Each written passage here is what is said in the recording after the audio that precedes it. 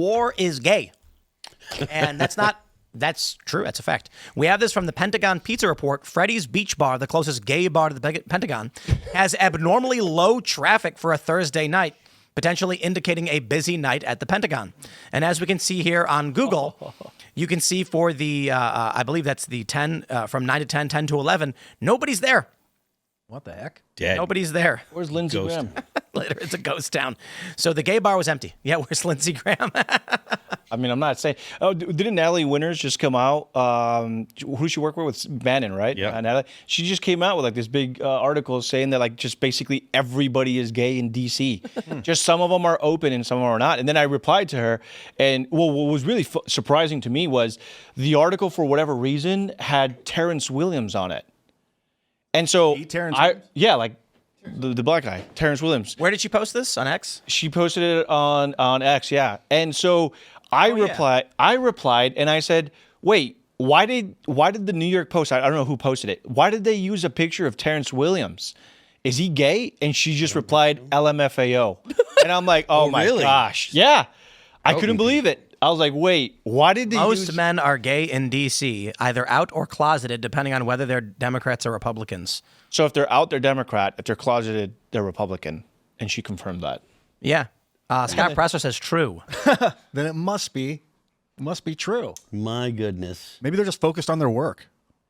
No, that's probably not true. I mean, we're not talking about, You think there's the just work they're doing. cocaine and hypersexualization, just aggressive, animalistic, just dirty sex in D.C. going on? Just the Yes. grossest, darkest. Madison Cawthorn warned us. Yeah. Oh, yeah. And then that video came out, which What happened? shall not be described. Oh, really? A video? Dudes. The video of the two guys in the Senate chambers Yeah, I going at remember. it. Oh, my God. Look what you make me do. Ian did that on purpose. Made you think about it. It was disgusting. Whatever you do, don't watch that video. No, I'm kidding. Dude should be in jail. Yeah. I'm surprised he's not. Yep. Why are you surprised he's not? Did Then they'd have to jail everyone else. The guy that was having sex on the Senate floor. Yeah, there's a whole... Like, himself? I mean, and I mean this somewhat seriously. I bet a lot of the Epstein files would out a lot of gay dudes for banging little boys, and I'm sure that's a component. Well, of what according all to the stuff they're Elon, doing. There's a reason why they're not out yet. Yeah, I don't know. He said he took it back. regretted that. Yeah. And then What it's happened? like, do you regret that you truthfully accused the president of being involved with a pedophile and that there's retaliation, or do you regret making the story up? Because that difference is pretty important. I don't like how that just got swept under the rug and we're pretending it didn't happen. Well, you know what's funny is Blue Anon. So I actually have people, even in Spanish media, some Spanish leftists that I follow. There's this guy, his name is Carlos Eduardo Espina. He's like the #1 TikToker in Spanish, and he does like media and politics in America. He's part of that Blue Anon. He went out and said, isn't it weird that after Elon Musk accused Donald Trump of being on the files, that suddenly we have riots across the city? And I was like, wait a minute, you guys actually believe that Donald Trump is inciting violence in cities because he wants to hide the fact that Elon said this about him? Wow. That's really what they believe. They believe like, oh, suddenly... But then, you know, what's interesting is I asked Republicans, how would you feel if like Obama said the same thing of Biden, and then 3 days later we had nationwide riots? And they're like, we'd believe they were covering it up. And I'm like, all right, well, maybe it's not so far-fetched. But who knows? Speaking the truth. I keep thinking about the Assassin's Creed line, nothing is true, everything is permitted. Like, more and more I'm starting to understand what they meant by that, because it confused the hell out of me as a kid. But, like, the idea that just everything that's happening around right now is in a way, propaganda that's been planned. Yeah. And even if it's not, we all assume it is. I mean, there's the reality. You know, there's a saying, you know, that hackers have. If you're not cheating, you're not trying. Mm-hmm. Because the essence of what cheating is finding the shortest path, finding the path of least resistance. And so there are people who are like, no, we do things right. And then they wonder why it is that they're wealthy and famous people doing all the wrong things. The problem because sometimes the right thing isn't the path to success.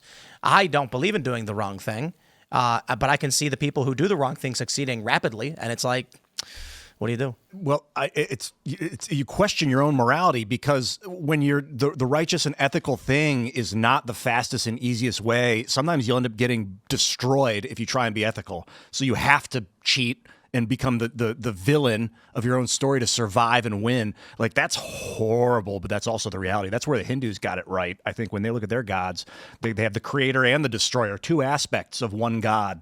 And then there's the protector, the three aspects of one god. Like, it's within all of us. And I think many religions have the bad and the good, the destroyer and the creator. It's not just Hindus. yeah, but I like that they have, was it Vishnu and Shiva, I think, are the creator and the destroyer. I'm not sure. I don't want to get them wrong. You like those know things what I'm about talking it? I about like that right it's now. within one. There are different aspects within one. And, Sure, and the Egypts had Set and Ra.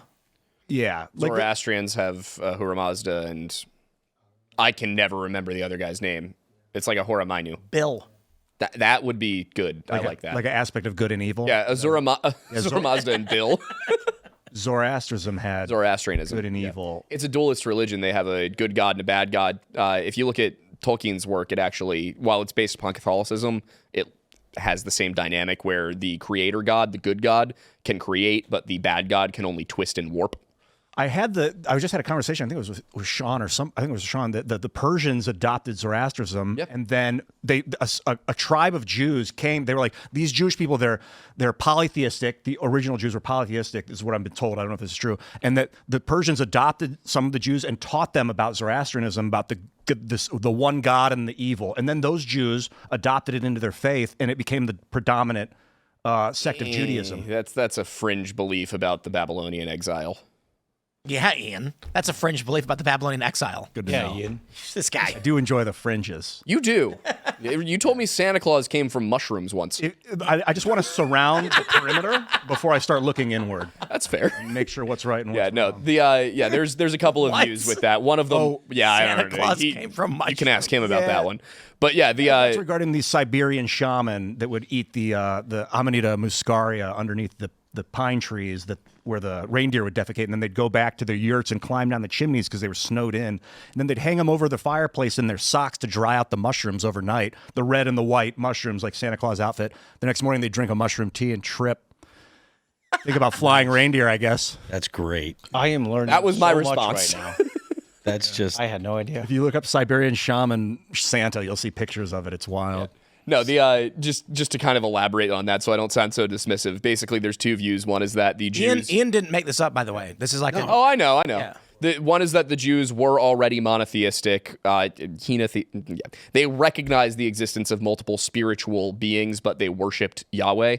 And that then they came to Babylon, and basically the Persians and the Jews went, oh, okay, we got some things in common. Cool. And then Cyrus was like, you guys want to go back and build your temple? Your God told me to. And then the other one is that the Jews were polytheistic, came, the Zoroastrians taught the monotheism, and then they went back. But I do not like the latter option as a scholar. So Cyrus the Great was basically like, hey, Jews, let's just focus on Yahweh. I forget if it was Cyrus or Darius. It was Cyrus. I believe it was Cyrus.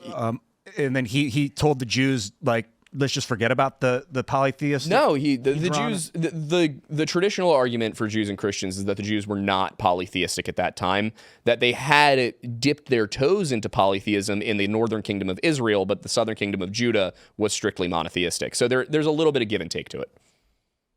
What about Odin? Dude's baller, even if he's pagan. But where'd he go? They just stopped. They were just like, nah. They went, this dead god on the stick is pretty powerful. Maybe our gods aren't that powerful, and they converted. And then what, they got paid off by the Vatican or something? Did they No. bribe countries to become Christian? No, the Norse got into Christian territories, and basically the Christians went, all right, if you stop worshiping your gods and start worshiping our God, we'll let you trade, we'll let you marry us, we'll let you live in our territories. And a lot of them went, okay.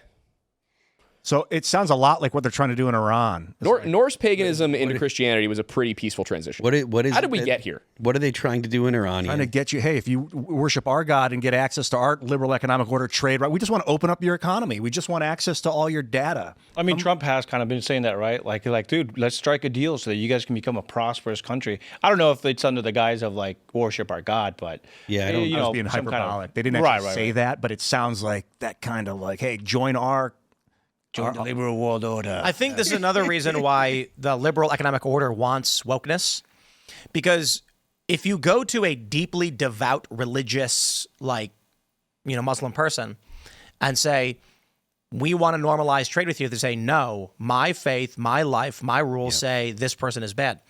But imagine if you went to them and said, we're gonna give you anything you've ever wanted, be a hedonist. If they didn't have strong moral convictions and they just wanted to wake up at 6 a.m, do drugs and masturbate, like what's her face, much easier to get them under control. Say, what do you need faith and religion for? Who cares? Take care of yourself. Go to the gay club, you know? It's also, here's some drugs. If you get people to violate their own beliefs, then you got them. Like, decadence is a huge sin in the Islamic faith. If your family members are decadent, it shines on you as evil and corrupt. So you know, it's that's a big problem, is don't flaunt your wealth. So if they can get people to become decadent, that would be definitely I think this is why subverting the faith. West is trying to make Palestine gay. Make Palestine gay. Yeah, I think, like there's this big effort among the woke to associate Islam with being gay. I'm not kidding. At least in the West, yeah. In the West, right? Yeah. And we make the joke that, like, if you go over there, they wouldn't accept it. They are trying to force a hedonistic, degenerate reformation on Islam. Yeah, I don't have a whole lot of concern as to that working. That I think that's In the West, maybe. Yeah. Well, to be fair, remember what was it? Some TV show depicted a female like Muslim lesbian, and it was like a lesbian relationship, and then the woman was like, "I'm a Muslim," and then the Muslim community went nuts, and they were like, "How dare you?"